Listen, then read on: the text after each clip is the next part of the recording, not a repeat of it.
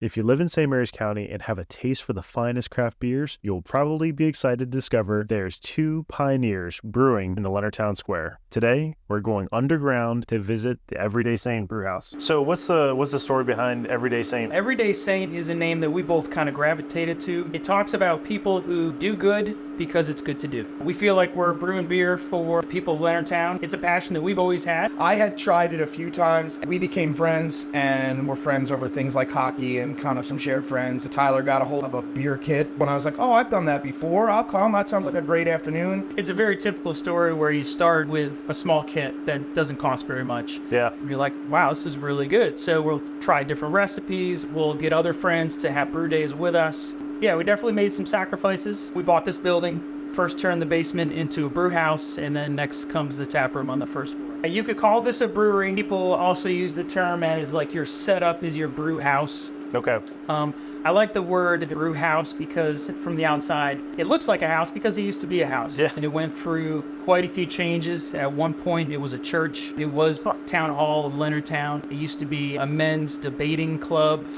It had a lot of different purposes. Can you tell me again which bars people can go to drink some of your guys' beers? So the places in and around Leonardtown that you can find our beer, the Front Porch, the Rex, Old Town Pub, and Brew to Garden at Shepherd's Old Field. We also have beer at the Taphouse 1637, which is across from Wildwood. Now, one thing I've learned about being the brewer and also the distributor, if you don't have a beer to follow the one that kicks at a restaurant or a bar, you have to get to the back of the line. Although I say the beer is on tap at the pub, it's not. It used to be, and now it's waiting to get its spot back up. So I encourage everyone just to, if they're looking for the beer, to call one of those places first. But we don't always know if they have it tapped at that time or not. You know. Got it. Thankfully, like Tyler said, the businesses in Leonardtown have been extremely supportive, way more than I would have. Not knowing any part of how that business works, I can't believe how often it is that they work with you, ask for more. It's been great. Yeah, really great. That's awesome. What are you looking forward to most in the coming days for Everyday Saints? The tap house, I think, and being able to have a wider variety of beers all in one spot for people to try. That's my favorite part, is brewing something that I think would be different, and for all the different types of palates that are out there, people that want different beer. This model is not easy to get that kind of variety out, so people could try a bunch of things and say, oh yeah, I like that one.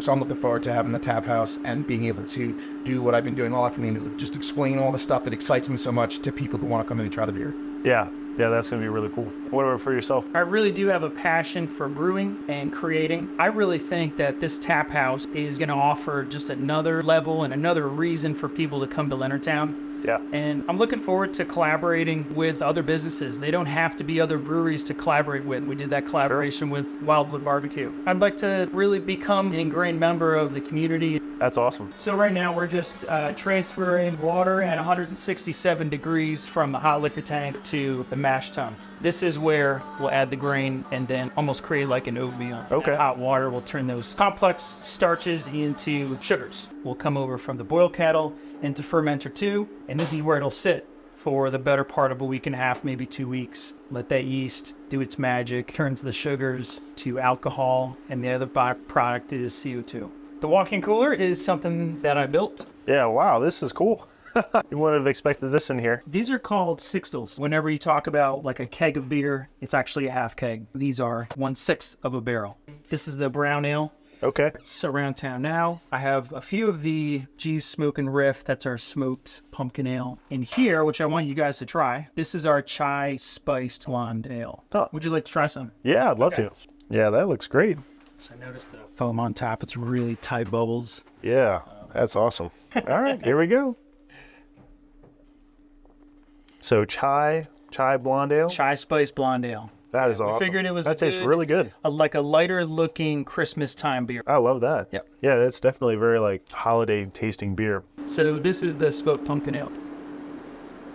Yeah, that's wild. It is honestly like one of the most unique beers I've ever tasted. That's incredible. I know a lot of people are going to be thinking to themselves, I want to find out when you guys are going to open up the tap house. I want to know when you guys are going to have like new brews coming out. Where can they find information about new brews that are coming out?